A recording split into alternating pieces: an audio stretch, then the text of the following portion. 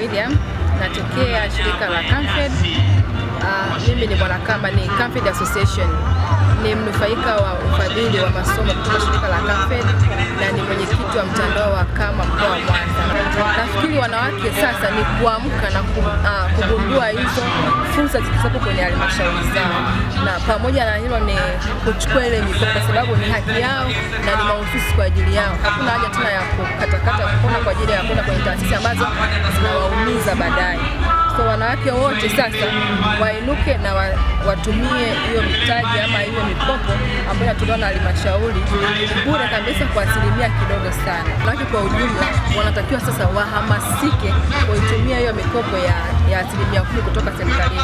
Kwa mfano sasa imetolewa zaidi ya hizo bilioni 10, na kwa hiyo ni wakati wa mwanamke kuichangamkia hiyo fursa kupata huo mkopo ambao ni unalipa kidogo lakini unamuinua zaidi na anaopata kwa kiwango kikubwa. Tena kusipokuwa na hekaheka zile za kusumbuana marejesho.